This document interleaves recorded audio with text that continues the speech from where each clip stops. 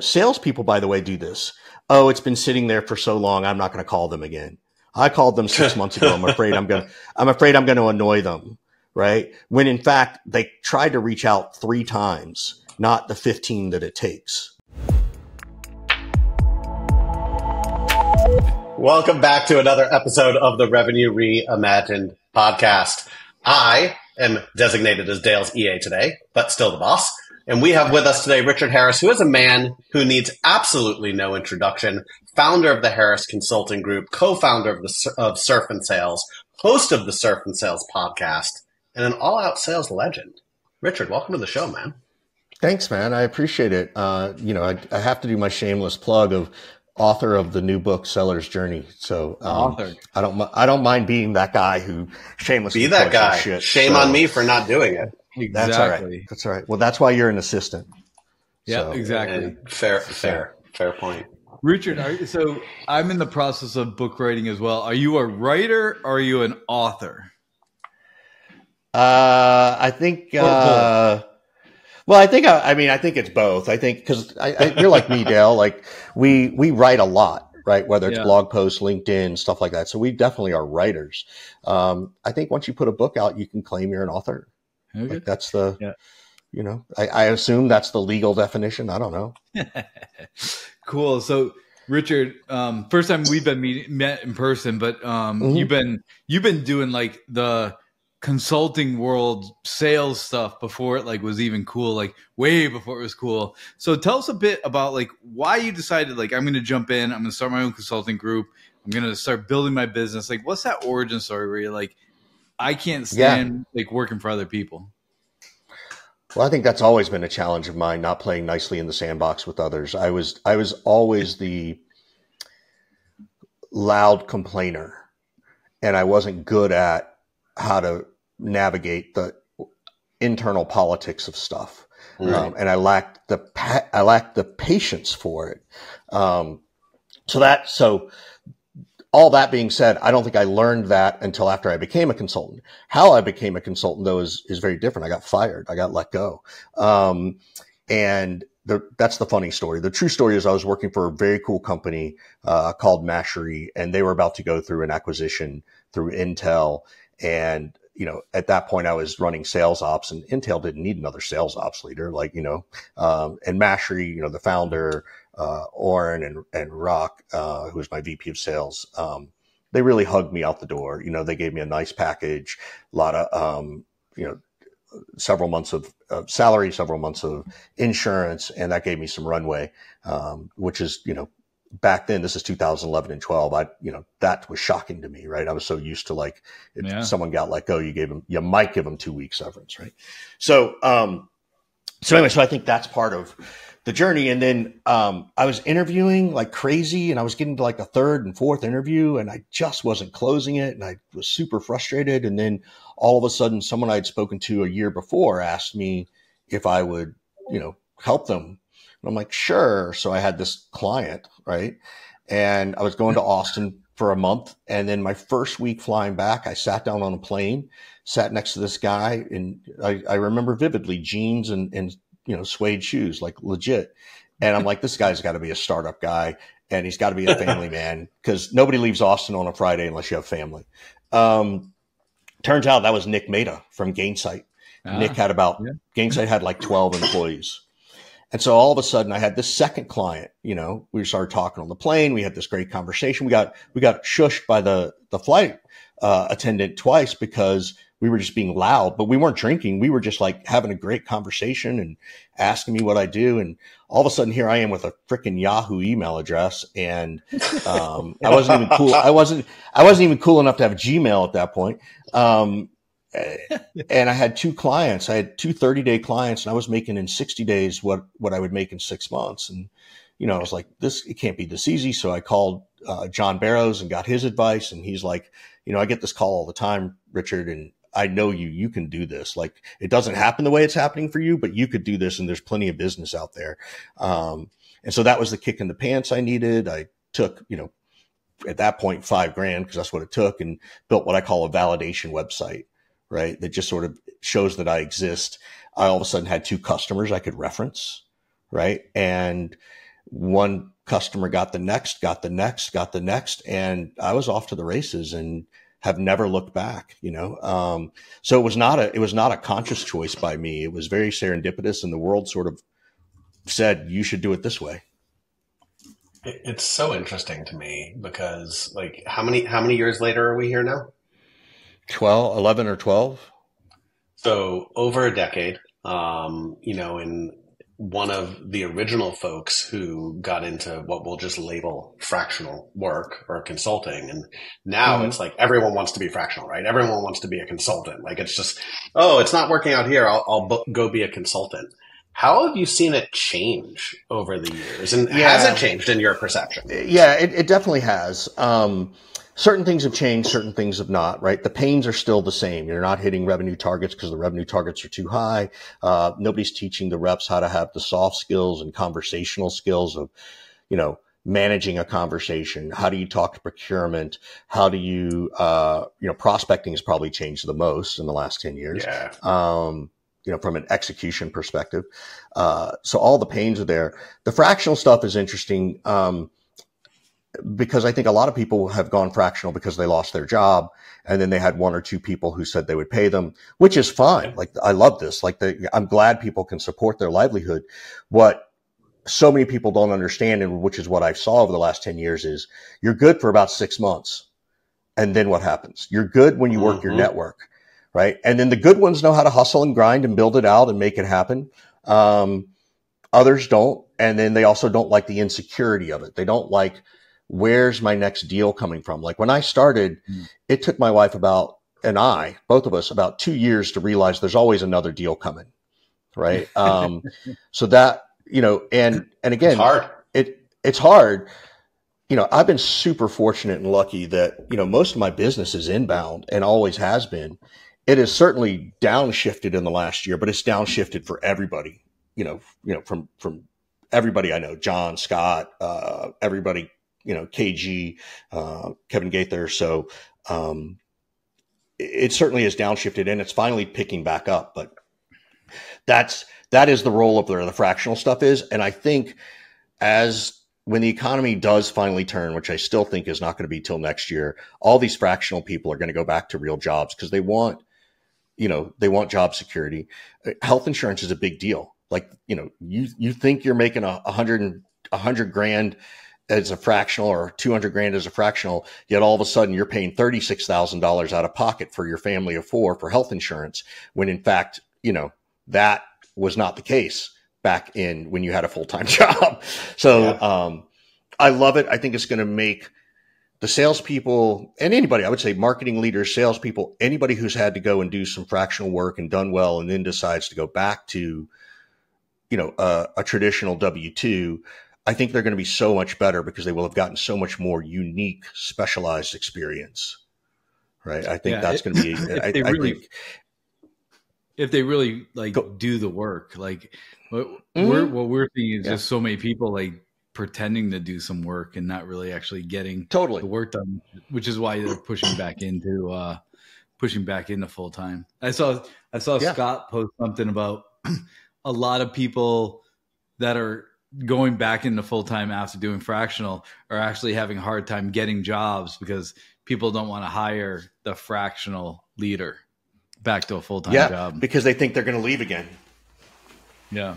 Right. Yeah. And so, and now there's an easy way around that, right? The easy way around that is I would get rid of the word fractional on LinkedIn and I would just say consultant. Yeah. Right. Because I think that's not a big deal. I do agree though, if I've done fractional or consulting as richardharris.com and that's my website, then people are going to be like, now is he going to go do this stuff? So, it is a unique situation, that it will work itself out. And the real reason I think people might be hesitant to hire fractional is that they might have a greater selection of people to choose from. Yeah. When we get back, and we will get back to a 2020 to 2020, post-COVID 2020 to 2022 economy, and there's not enough people, then people aren't going to, they won't be able to care about that. It's a swing. They're all markets, right? I mean, you remember the .com bust, and I remember going through that. Oh, I was a part of it. Yeah. Yeah. I went through the same thing, and I remember, like, you know, I thought about it at the time. I was getting my grad degree, and I saw a lot of people, like, they lost their jobs and they just had to go full time back to grad. Mm-hmm. And I thought to myself, I have to remember this time and what's happening in this space, because it's going to happen again. And now here we are again, going through very similar things from a market perspective. These are all markets and pendulums that shift.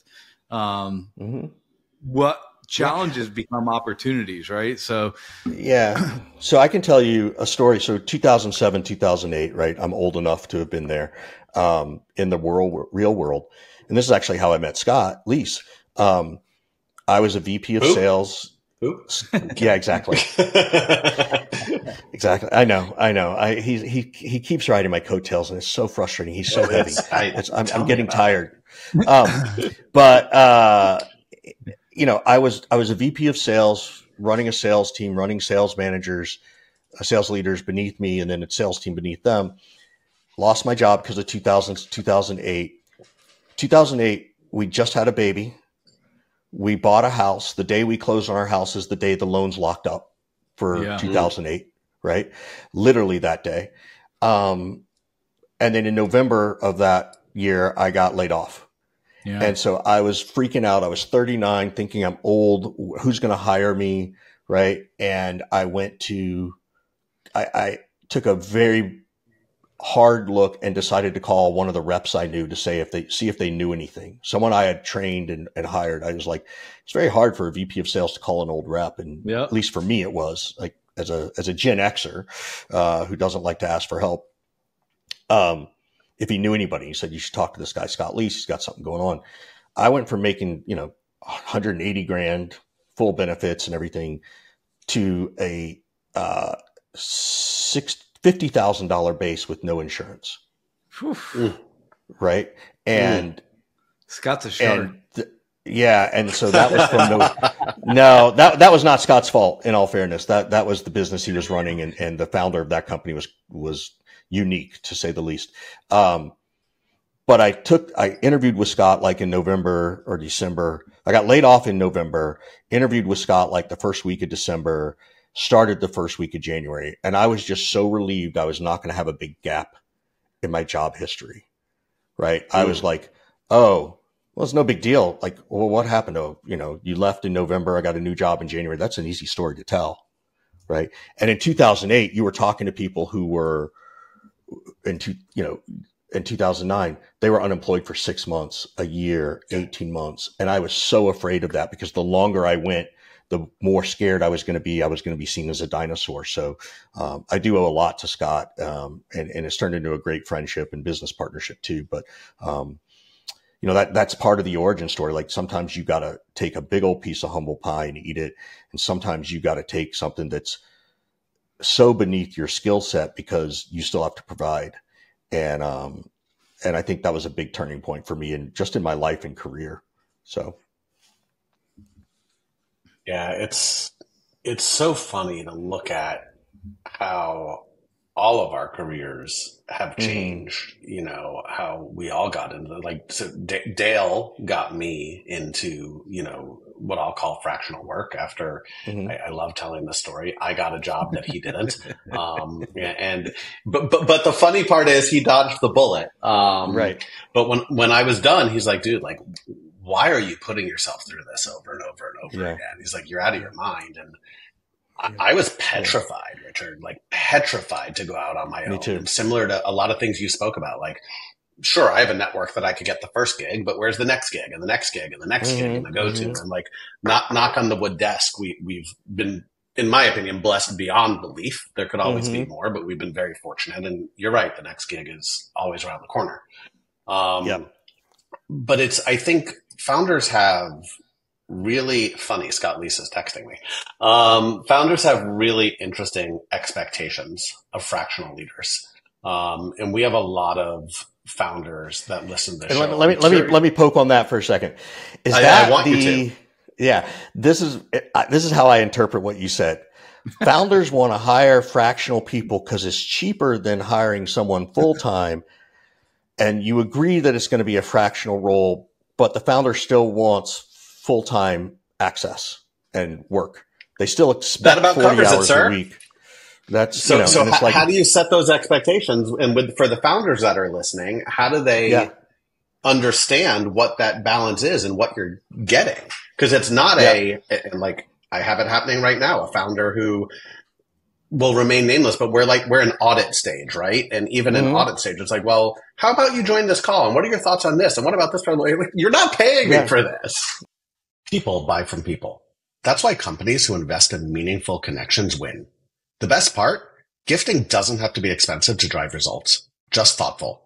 Sendoso's intelligent gifting platform is designed to boost personalized engagement throughout the entire sales process. Trust me, I led sales for a Sendoso competitor, and I could tell you, no one does gifting better than Sendoso. If you're looking for a proven way to win and retain more customers, visit sendoso.com. Yeah, that's what I say, right? Like, I in my contract, it says here are the deliverables, right? I don't put a time frame. I don't charge by the hour. They're like, well, how many hours a week do I get? And I'm like, well, based on the deliverables, to have it by this time, which you've asked for, it's however many hours it takes. Like that's what you're paying for, right?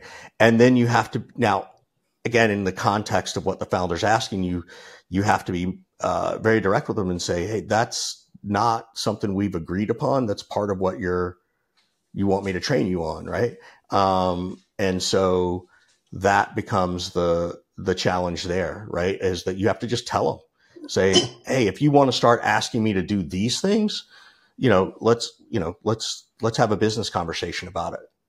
And that's how I say it. Like, it sounds like you want to get some more work, me to do some more than what we originally talked about. Let's talk about it next Thursday. Right. And then during that conversation, it's like, hey, just want you to understand, like, if you're going to ask me to do these things, then we need to sort of re-examine, what our business situation is. But I don't send that in an email. I want to do it face to face because I know they won't take the meeting. Right. And I want them to know that I'm on their side. I want them to hear my tone of voice. Yeah. And I think the other challenge is I don't even think they really know what their problems are half the time. Like they think they know what the problem is. Like, I need more top of funnel.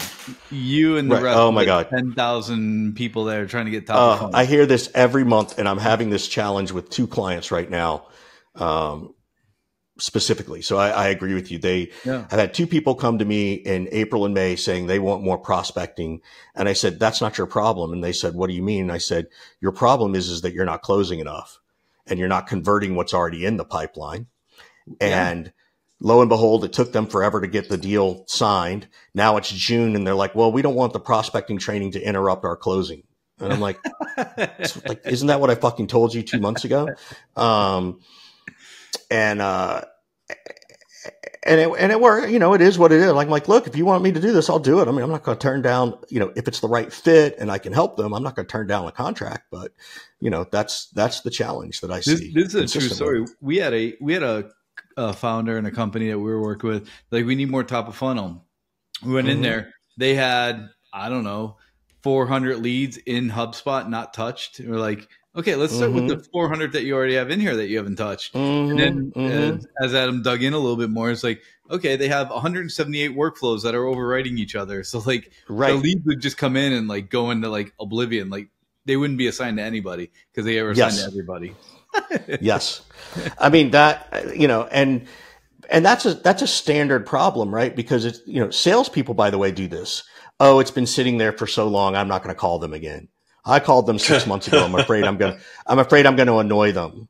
Right. When in fact they tried to reach out 3 times, not the 15 that it takes. Yep. Right. And they don't realize that, wow, that's a challenge, right? It's kind of like salespeople, I think, are really good at going to all the closed loss deals and re-engaging and seeing if they can surface something. Other times they are, but then they take the flip side of that where nothing's ever happened and they're afraid to touch it again. Mm-hmm. It's like it's poison ivy now. I think they just get they have like a an ego about it. Well, you didn't talk to me in the first place, so I don't want to talk to you again. I don't think it's an ego thing. I think they're afraid. I think it's fearful. I think they're afraid they're going to annoy somebody. And I'm like, okay, so what happens? Well, it's like, well, I don't want to annoy them. They'll never be a customer. I'm like, well, they're not a fucking customer. Like, what's your problem? Like, what, you know, and again, I've done this. Like everything I'm talking about and complaining about, I've done. I've been that sales rep. I've been that sales leader. I've thought the same things. I've operated from a fear perspective. So I'm certainly not here to say, oh, how could you be so silly and stupid? I was silly and stupid. Of course. Right. And sometimes we just need that someone to tell us, to be direct. Yeah. Right. And I think it's so interesting. And again, I think, tell me if y'all run into this. You know, a lot of times people are like, well, we want to hire a trainer because we want to do something good, but we also want them to hear it from a different voice. Right. Yeah. Which is true. Right. There's nothing wrong with that. But that also tells me that how they're communicating isn't going well. Right. Right. And or they have not been taught how to do it in a different way. Like that's the challenge of leadership. But I'm going to pause here for a second. But I mean, is that what you're seeing? What I just suggested? Yeah. I mean, we get a good amount of different voice. We get a good amount of ineffective leadership. We get a good amount of, how do I word this nicely? Leaders who don't necessarily want to be leaders or who haven't been trained or don't know how to be leaders. Like having a CEO title or being a founder doesn't make you a leader. Yeah. And I think the other part is like 100%, by the way. Politics creeps in a little bit. And so as a leader, you're like, like you may have hired the people. You may have been coaching them. You may have been saying that these deals are going to close to your boss. And so I think you have these, I think what happens in those spaces is you get political and you got to figure out how to play the ego game and check the ego at the door. And I think having someone come in from a third party can help a lot. I tell this, we both tell this to a lot of the founders. It's like, we're able to say stuff that your sales leader is never going to tell you.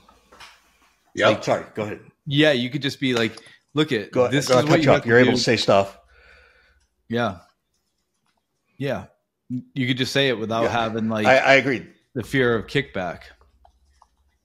I see that too, in the sense of like, you know, the average tenure of the VP of sales at 16 to 18 months. When they go hire the new VP of sales, what are they going to do? All the stuff that the other one told you, except you just didn't want to listen. Right. And like, I don't know about like, I know Adam and I talked about this, but I would stop taking VP of sales jobs if it was the first one. Like I had to be, you had to have gone never do it again. 2 or 3 of them to like, for me to go want to work in there, because you have to go through your iteration of like what the challenges are, how you're struggling, what you're going to go through, and hear a bunch of different perspectives before you're like, okay, this one makes sense. I'll keep, you know, I'll stay out of it a little bit. Like some founders get into the middle of it and like they hire you to do a job, but then they want to micromanage it. And that doesn't always work out well. Yeah. Yeah. They think they can read a book over the weekend and become an expert in sales. I used to get a founder this is in past life. Every week they come in, they read some passage from some book or saw something on LinkedIn and they're like, okay, we're doing, you know, whatever sales today. Yeah. Yeah.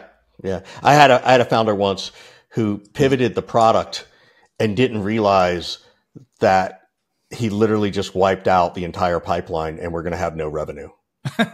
He's like, what do you mean? I'm like, well, what do you want to do with these old deals? He's like, well, can't you just call them and resell them this? I'm like, I can try, but that doesn't mean that's a whole new opportunity. We're starting from zero. Yeah. Right. Now, in fairness to founders, right? In fairness to them, they don't know what they don't know, particularly in the world I swim in, right? Which is a lot of startups. You know, most of these founders are technical founders. They're, you know, with an engineering background, and they're very good at just reading something and going with it and doing it. Right. So they don't know what they don't know. And I think that goes back to what you say about, you know, being the third VP of sales, not the first VP of sales. Yeah. Yep. So no one should ever be the first VP of sales, in my opinion. You need to work, shameless plug for us or for you or for Scott or for anyone. VPs of sales, not Scott, you're right. VPs of sales are not typically builders. They're just not. And if you haven't built a startup go-to-market engine from the ground up before, get expert leadership who could set up that first VP of sales for success before you burn $300,000. So it's interesting. My last VP of sales job was like that. And I actually got seduced out of my consulting business. I was like a year and a half or 2 years in and decided I got seduced by this cool technology. And I am a builder. Right. I am that VP of sales who can take you from 0 to 10 million really well. But I agree with you. Don't go hire the pedigree. Don't go hire some VP at Salesforce who hasn't built something, or Oracle, or some large company where they haven't actually built it from scratch because they have no clue. Right. Never hire someone from Oracle. Yeah. Also, I also think too, I agree with you. Like, there's a value, so to some extent, I would never come in at this level, but I've always encouraged founders to think about hiring that director level person who wants to earn the VP role, right? Who's going to hustle, because that director is a little closer to the ground. They've probably been on more sales calls more recently. They're comfortable with building all that kind of stuff. So make it a stretch versus the VP of sales. First hire. Get the hustle. Get the hustle. Like, get the people that want to end up doing the work. The other thing as a head of sales, VP of sales, whatever, when you're coming into startup companies, we're talking with actually a very large company right now, over 100 million. The problem's still the same, that you can't build and try to coach the team. Like, there's probably 10 priorities that all have to happen at the same time. And you could probably only handle 1 to 3, but 4 to 6 are just as important to 1 to 3. Have a co-pilot, a side have another person there, have a fractional, have a consultant help you go through that process to go 4 to 6, because they're so close in tied together. You can't decouple them. Yeah, no, I agree. And I think that that's the challenge, right? Like, I see this all the time too, of, people want prospecting and sales training and they think they have to be done separately. If you've got two different teams, you can do them together. If you've only got one team, that's AEs, and you want them to do prospecting and to learn prospecting and sales training, then you can't do it together because it's just too much to absorb. Right. So I agree with you. You kind of have to look at those projects and decide what can be done, parallel to each other without disrupting the other, right? As you pick those 1 to 3, can I do this in parallel? Can I do sales training and rebuild my sales process in Salesforce? Yes, you can, easily. Yep. That's not a problem, right? Because guess what you did as a founder or early stage companies? You didn't have Salesforce or HubSpot or whatever you're using, right? So they... and then it's like, well, but then how are we going to track everything? I'm like, what is your problem? Tracking shit or closing revenue? Because if it's closing revenue, we'll get you to better tracking, but don't delay the training for 6 weeks. Right. Right. Because now it's June. 6 weeks delay of training means you're going to hit August, which then means it's going to be mid to late August for them to start to implement anything, which then means you've only got 4 months to close the year. If you just start with training, which could literally happen tomorrow, or the first week of July, or post the holiday, you're going to get more traction, right? Yep. You're going to get more bang for the buck. So sometimes people don't know how to multitask their priorities, which is different than multitasking in general, because I don't think people can multitask. Adam tries all the time. It's amazing. Yeah. I mean, I do. And it's, and I openly admit it's a horrible habit, right? Like you have this false mindset of, oh, I'm going to get multiple things done, but you're really getting nothing done. He was just texting Scott Lee as he was talking to you, Richard. So it was Scott Lee's texted me. Exactly. Let's be clear. Yeah. Did you tell him you're talking to me? Did you say stop? I actually sent him a picture. Oh, there you go. I said I'm busy right now. Yeah. What else can I share with you guys? So we're going to go a little over. I want to know about the book. I want to know what the thought process was for creating the book, where you hope to go with it and how it's going to help people, and why I don't have a copy back here. Because the answer is because I haven't bought one. But go ahead. I know. I'll answer it for you. Send me your address and I'll send you one, both of you. But the Dale doesn't know how to read. The audiobook's coming. I just finished recording the audio. The words are too big in that book, Richard. Yeah. No, they're not. The purpose of the book was a couple things. One, it's validation, right? Like it creates more validation of who you are. You're somebody because you've written a book. The other is that there's a lot of tactics that are missing in people's playbooks. Like there's two parts of this book. The first part is really about the mindset and understanding. And then there's 13 tactics. Like there's a tactic in there about how do you deliver price to reduce discounting and what to actually say. How do you negotiate with procurement? Because nobody ever teaches us that, right? How do you drive accountability to your prospects? Like all these little things that I'm sure your clients want your teams to, their salespeople to get better at. So so it's meant to be very tangible. So I wrote it for validation. I started writing it like 4 years ago, and got lazy about it. And I should have put it out 4 years ago. I think business would be better if I already had, but that's why it's there. That's what I did it for. And it's meant to be helpful. It has a money back guarantee, right? Like the first sentence of the book is my email address. And if you hate this book, I will send you your money back. Send me your Venmo. Right. So that's sort of the approach to it. Love it. I love that. It's a labor of love for sure. Right. You have all this stuff in your head. You want to get it out. And it's like, it takes a long time. By the way, there's one last piece of it that I'll share. So the book is called The Seller's Journey. And the reason it's called that is because I do not believe there's anything such as a buyer's journey. I think we've all been force fed that idea. And the only thing that matters is the buyer's experience through the journey. And that journey is created by sales and marketing. They've had some experience, whether it's an inbound or outbound, they've had some experience that makes them want to talk to you. And at that moment, they're on the seller's journey, my journey that I create. Right. And my job is to make that experience amazing for them. So that's how I see it. I like the perspective. It is a flip on the buyer's journey, which I talk a lot about. Like there is no sales process. There is a journey. And I usually say the buyer's journey, but you make a good point. Like the seller is still, you're bringing people through a journey. You're leading them, right? Like it's your yellow brick road, right? Like it's your yellow brick road that they're walking down. They have to make the choices. They have all the distractions. They have all the objections. And the question is, well, what's your experience like through the journey?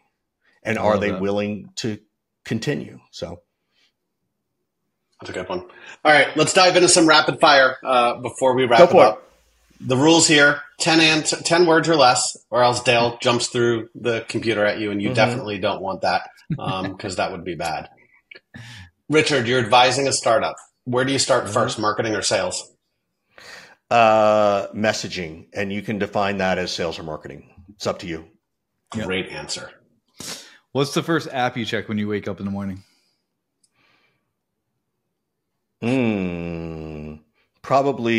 Probably my calendar, just to make sure I know what's happening that day. Probably. You don't usually know?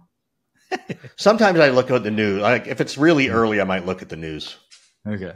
I'm diehard news and the calendar always before I you know what? So I'll rephrase the next morning. So I think CNBC is probably the first thing I look at because I play in the stock market and I like to see what some of my stocks are doing. Sure. Nice. What early bird or night owl? Probably more of a night owl, but I can be an early bird easily. If you weren't in tech, what profession would you be in? Teaching. Yeah. Oh, very cool. We haven't got that answer before. How in the hell have you put up with Scott Leese for so many years? It's going to take more than 10 words, but it's a true story. The true story, Scott and I didn't even realize this till a couple of years ago. The same guy who introduced me to Scott when I was looking for a job tried when I was at that last VP of sales job where I was making 180 or 200 grand. He brought me Scott's.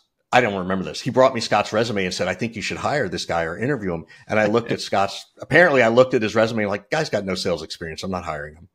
But Scott and I didn't know that. We were both like, oh, that's hilarious. So that's funny. That's funny. Last one, dream vacation destination, and it can't be Costa Rica. Yeah. But it is Costa Rica. No. I think Greece is my favorite. I've been there once, and the idea of Greece and the Greek islands and just the chill and the vibe, is one of my favorites. Dale's going to kill me when I say this because he loves when I go on vacation, but we have a 12-day Greece trip booked. Don't worry, Dale, it's not till the end of 2025. Yeah, we were hoping to go this summer to do it, but last year we did Africa. So we went to Uganda and South Africa. So that's my dream. So that is an amazing experience. And I mean, to go and trek with gorillas and be 10 feet away from like silverback gorillas is just amazing. Like literally you're on the ground. You did a full safari? Well, that was a gorilla trek. Yes. But then we did go to South Africa and do a full safari. And we did a little bit of a safari. I mean, we did a safari in Uganda, but then we also did the real safari in the traditional safari in South Africa. I'll definitely have to connect with you on that. That's my dream vacation, and I'd rather not reinvent the wheel. Richard, where can people go to get the book? Where can people go to find you? Where could we refer Overflow to? Yeah. So, I'm crazy. 1-415-596-9149, 415-596-9149. It's my legit cell phone number. It's not some fake number. It's the same number my kids refuse to respond to when I call or text them. Richard just wants someone to text him. Yeah. And you can also find me on LinkedIn. I'm Richard Harris with the little TM. And you can certainly get my book, The Seller's Journey, on Amazon. But those are the easiest ways to get a hold of me.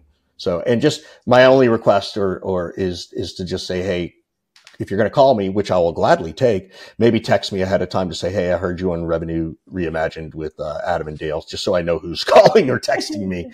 And I give it out all the time. I've given it out on hundreds of podcasts. I get maybe 4 calls a year. Like nobody ever calls. Nobody ever texts.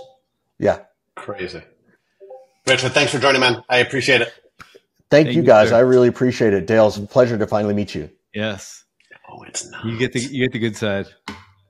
Oh.